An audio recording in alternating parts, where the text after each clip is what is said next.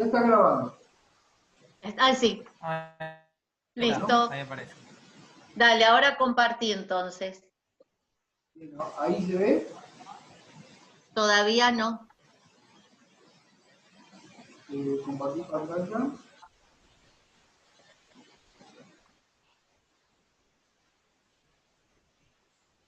Ahí. Ahora, Muy sí. bien.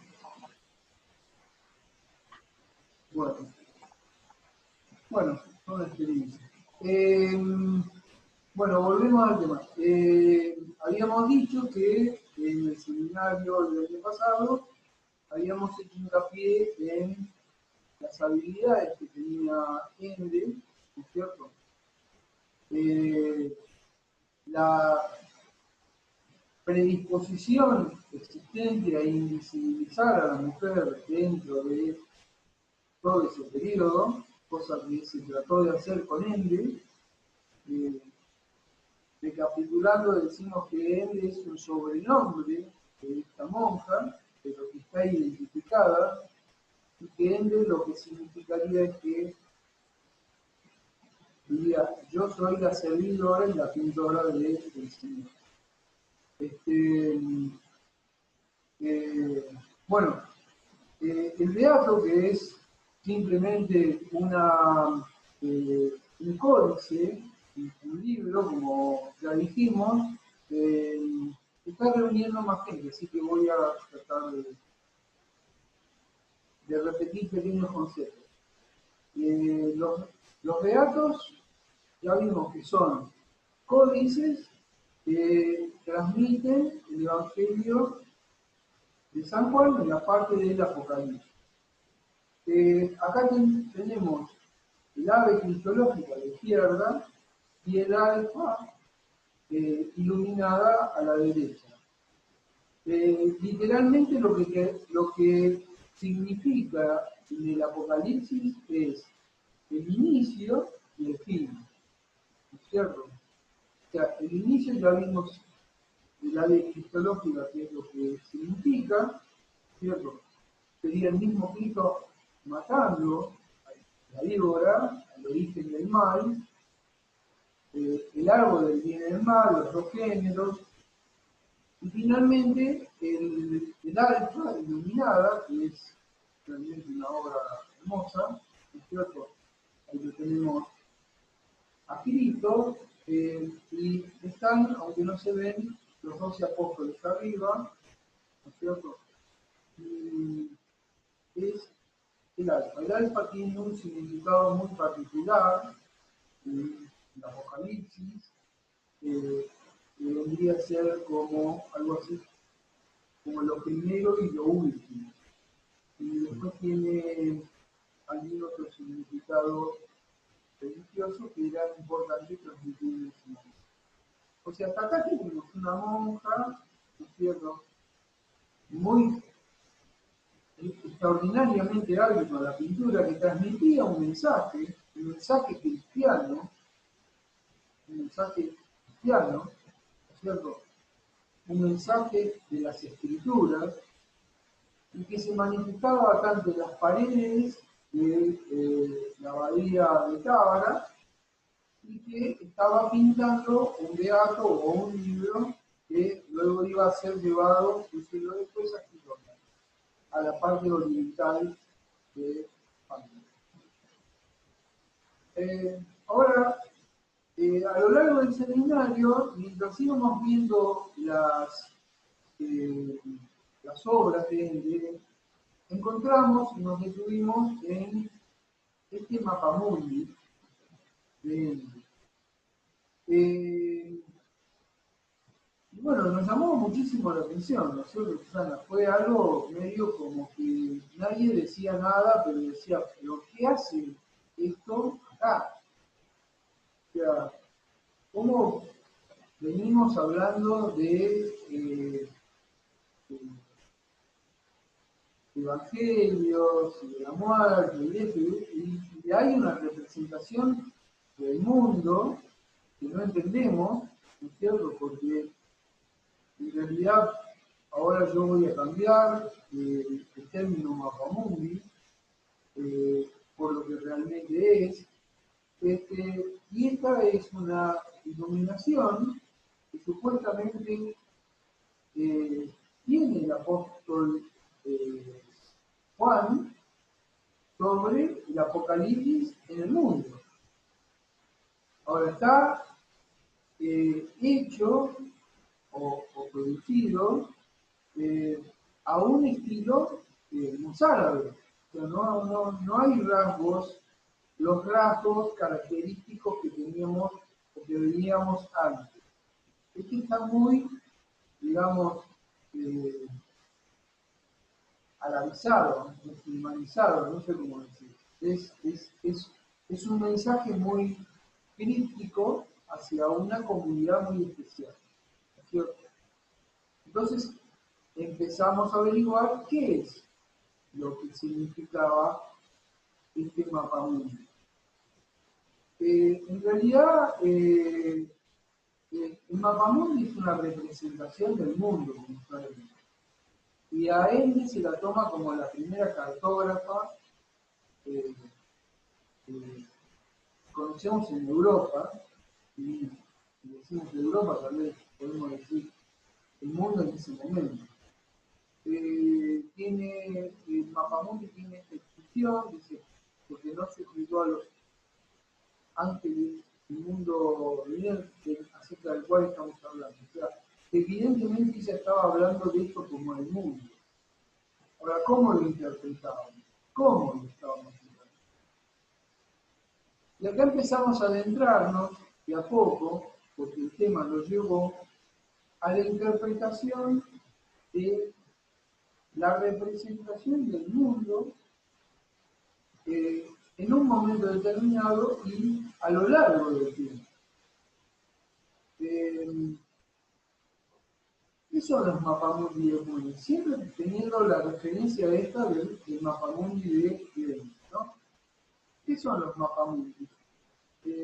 Primero, mapamundi es un término moderno. Es el mapa del mundo dicho en latín. En realidad, las primeras representaciones del mundo se denominan ecúmenos. Se denominaban ecúmenos. El ecúmeno es una palabra que proviene del griego, ¿no? De oikos, que es casa, ¿no? Y que la palabra ecúmene sería literalmente en griego la tierra que nosotros habitamos. O sea, ¿cómo es la tierra que nosotros habitamos? Ahora, cuando empezamos a buscar, empezamos a sorprendernos, porque ahí veíamos en el seminario que nosotros tomamos, por ejemplo, el ecumen de Claudio Ptolomeo, y yo lo voy acá a agrandar, voy a decir que Claudio Ptolomeo fue un historiador, geógrafo, ¿no es cierto?, del siglo I. Estamos hablando del siglo I. Ahora, acá tenemos representaciones de Ptolomeo, ¿no?, del siglo XII, del siglo XVIII y del siglo XX. O sea, ¿qué son estas representaciones del siglo I? Como vemos acá, están en una pared, o en un libro del siglo XVIII, o la del siglo XX, que es una representación casi, digamos, virtual, ¿no?, de la Universidad Católica. Entonces seguimos investigando. Con esto, o sea, empezamos a ver qué era el mundo, nos preguntábamos, cómo se representaba el mundo. Ahí nos acordamos de el hombre de Vitruvio. El hombre de Vitruvio, que hacia el 1430 Da Vinci, que yo no lo tengo acá, pero ustedes lo deben tener como representación, es esa figura del Ya hombre. lo mostramos la clase pasada, Daniel. en realidad el hombre de Vitruvio es un hombre que representó Da Vinci en el siglo XV sobre una descripción que hace Vitruvio de las proporciones humanas. Entonces, acá lo que vemos es que acá ocurre exactamente lo mismo.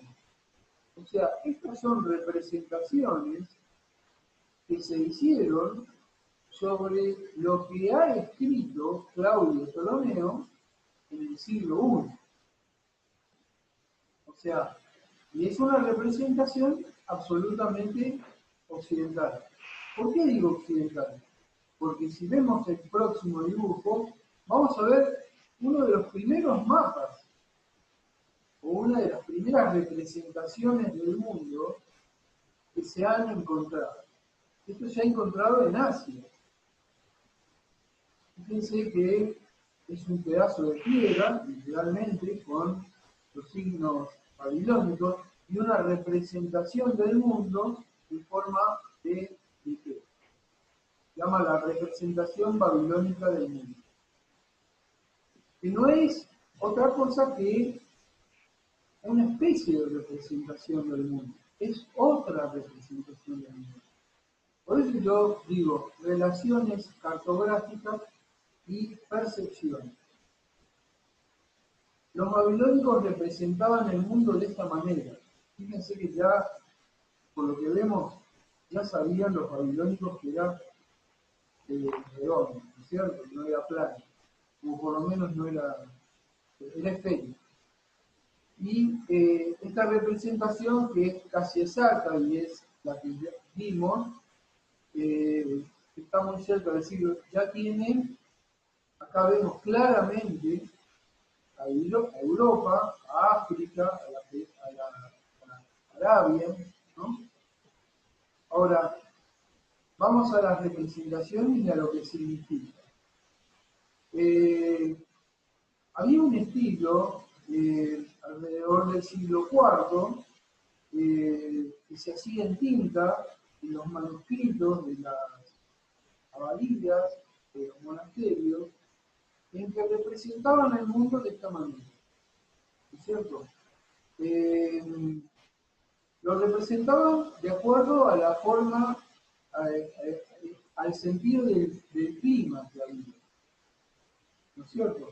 Entonces, esa representación del mundo se hacía así: la parte septentrional, los océanos, ¿no es cierto? Lo que estaba frío, lo que estaba caliente. Eso nos llevó a llegó al esquema llamado TO, que era, después va a ser como un sello de agua, como dice ahí en los escritos de las abadías. ¿Qué encontramos acá?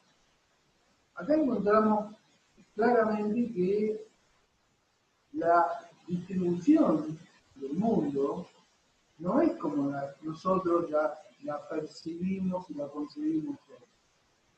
O sea, al norte estaba el oriente, primero hay una tripartición, ¿cierto?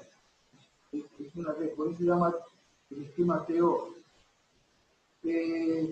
Europa y Libia, o África, lo que nosotros mentalmente tenemos como el sur. Y esto fue evolucionando de tal manera de que se volvió, además, un sello. O sea, lo que antes se manifestaba en forma escrita, en los libros abádicos, se reemplaza el término ecúmeno por el término ordin terrarum, que es nada más que ese sistema teórico, ¿no es cierto? Donde el mar está envolviendo la tierra, Asia está arriba, Europa y África. Acá vemos otro esquema básico, TO, creo que es el mismo, pero acá lo estamos mostrando cómo formaba parte de cualquier inicio de cualquier escritura. ¿No es cierto? Bueno, acá hay una especie de Perdón, Daniel. Sí, Es interesante esto que vos pones acá, ¿no? El trazo vertical de la T que correspondería al mar Mediterráneo y el horizontal a diversos ríos y mares, claro. y que es una disposición muy diferente a la que se utiliza hoy para expresar cómo es el planeta en el que vivimos. Exactamente. Sí. Bueno, acá va a quedar en el Power, el trazo vertical, es como decía este, Susana, corresponde al Mediterráneo, al Mediterráneo, ¿no es cierto? Y el resto de las otras disposiciones. Ahora, si seguimos investigando en el seminario y encontramos otras formas de representación, que son formas de ver el mundo diferentes. Este es a la derecha está el conocido mapamundi o representación o ecúmene de Heródoto. Heródoto, por supuesto, no escribió, un historiador, no un geógrafo, pero esta es la representación que se hizo alrededor del siglo V de lo que contaba Heródoto, ¿no es cierto?, de lo que leía. Y esto es un ecúmene tallado en madera en Hereford, en Inglaterra, cerca del siglo XIV, ¿no es cierto?, donde hay una distribución, si la vemos, casi idéntica. O sea, hay una representación del mundo totalmente, digamos, invertida a eso, como podemos ver. O sea, ya esta nos es más familiar y esta lo mismo. Nos resulta más comprensible, porque entendemos que el norte está en el norte y el sur está en el sur para nosotros. Ahora, este para nosotros y este ahora es muy importante. Para nosotros y ahora.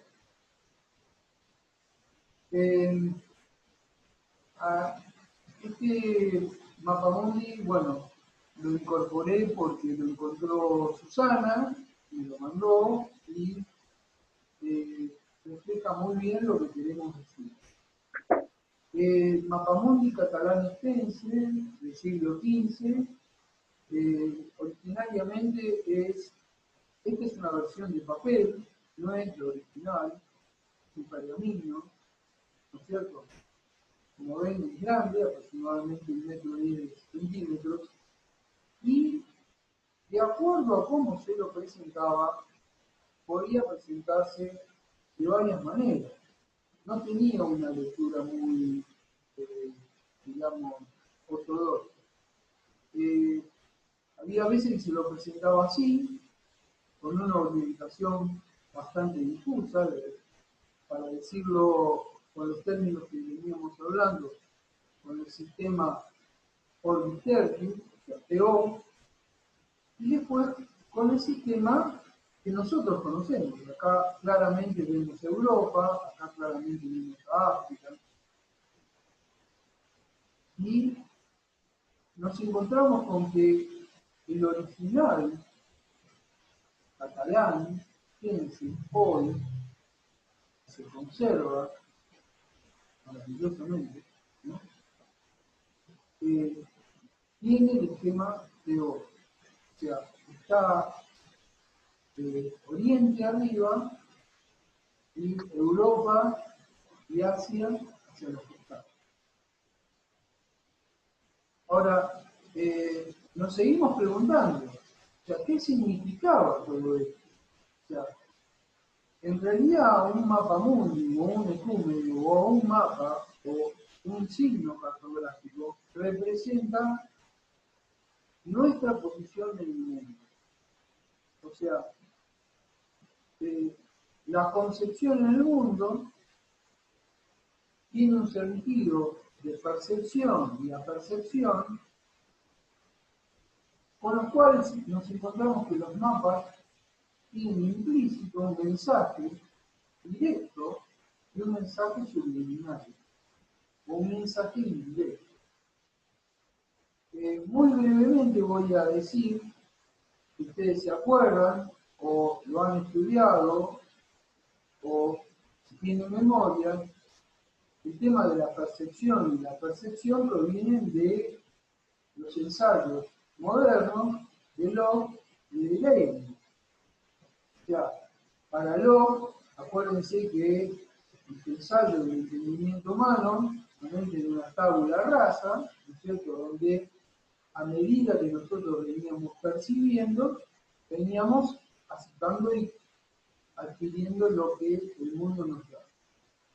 Y Leibniz le hace la objeción de que hay un sentido de apercepción, ¿no es cierto?, que no es, el prefijo a no significa sin percepción, significa una percepción casi subliminal.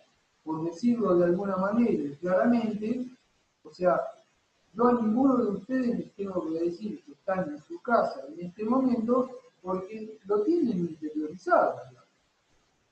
Ni yo tengo que saber que estoy en mi casa. Es algo que está subliminalmente en mi conciencia. De esa manera se nos incorporan los mapas y el sentido, ¿no?, de la posición que tenemos en el mundo. Ahora, lo sentimos nosotros, pero la pregunta es, ¿lo, ¿lo creamos nosotros o nos es impuesto por determinadas, acá dice que se va a terminar en 10 minutos, o nos es impuesto? Y bueno, acá tenemos una respuesta. Para nosotros el norte está en el norte, y por decirlo de alguna manera, ¿es cierto?, la Antártida está abajo nuestro. Y yo acá puse el mapa de Kepler para mostrar cómo Kepler, o sea, nos muestra en su concepción del mundo, está Europa en el centro del poder está en Europa, y las colonias están a los costados, y Sudamérica está abajo. O sea, hay un rango de importancia que nos es impuesto y que nosotros aceptamos.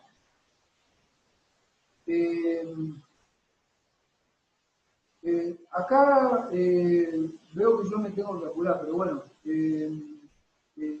hay otras concepciones. Este es el mapa de Kepler.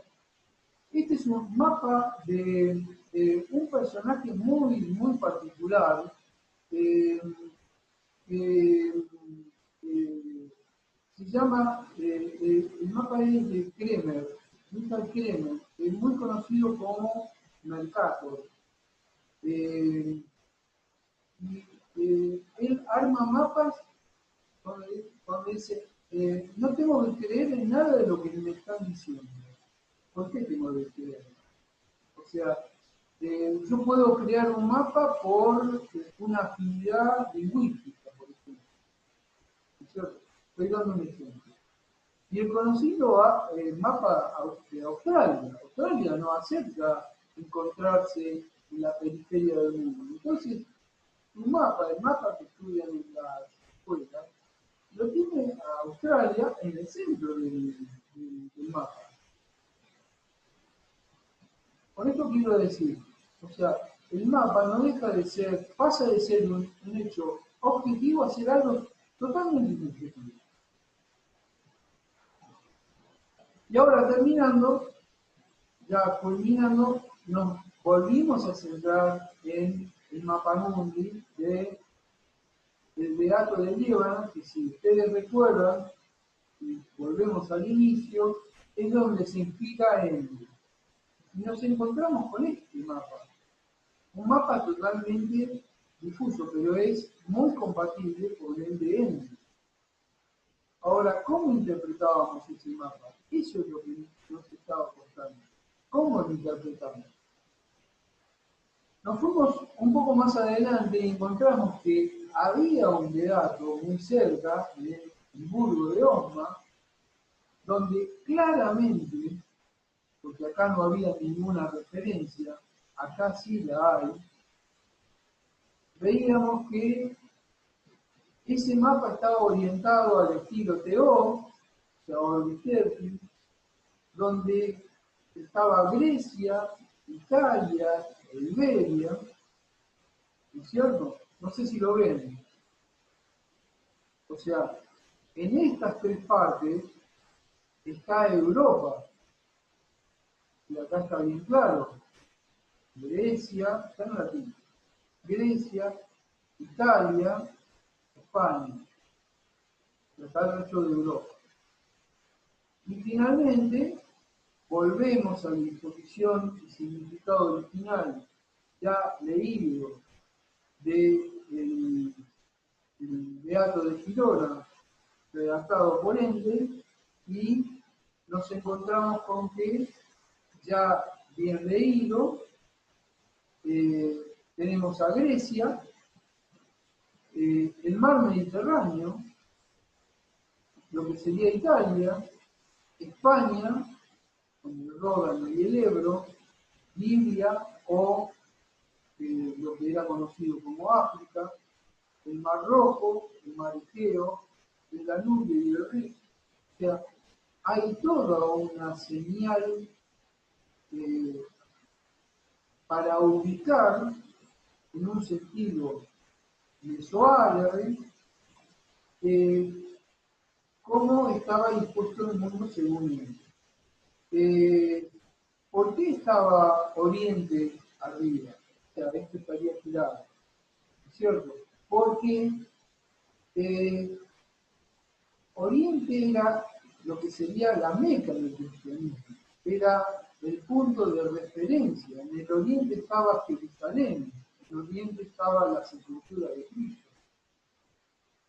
Y acá, si nosotros esto lo pudiéramos girar, ¿no es cierto?, en un sentido absolutamente, digamos, moderno, estaríamos viendo que él estaba fijando el alfa, o sea, es la representación en un mapa del Apocalipsis. O sea, está donde se inicia la vida, ¿no es cierto?, en Jerusalén, y todas las representaciones de su mundo, acá está un poquito más ampliado, ¿no es cierto?, de la representación que ella quería manifestar a los visitantes del monasterio. Bueno, un poco esto nos fue revelador porque dijimos, bueno, comprendimos cómo era el mundo según él y hicimos una especie de recorrida por no ya toda su obra, sino por lo que quería significar su obra. Así que bueno, esto es un poco lo que habíamos preparado y con esto habíamos culminado, un poco habiendo descifrado lo que significaba este primer y último trabajo que había aparecido con esta leyenda significando el fin de el Beato, donde narraba el Apocalipsis. Así que bueno, esto es lo que encontramos. Nos fue bastante auspicioso, ¿no es cierto, Susana? Fue algo que nos gustó de todo el trabajo, porque lo hicimos en forma conjunta y porque poco a poco lo fuimos desentrañando. Una cosa es igual a otra. Sí, vamos a rigor de verdad, ¿no?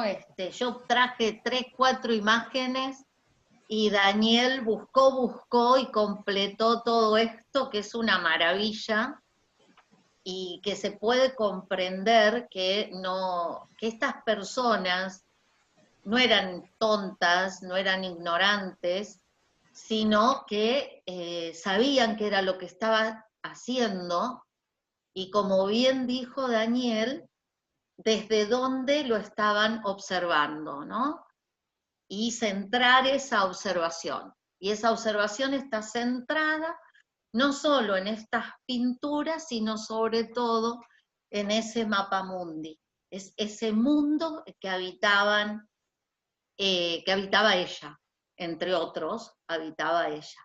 Y en ese momento esto era comprensible. Nosotros ahora sabemos que esa línea que baja a nuestra derecha sinuosa es el río Nilo.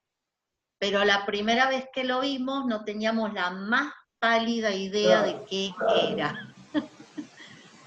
¿Qué era? ¿Qué eran esos otros ríos, esas montañas, ¿no? ¿Y por qué las figuras allí de esas dos personas, varón y mujer? Y bueno, esto que explicó Daniel. Bien, preguntas, comentarios, ¿qué les pareció?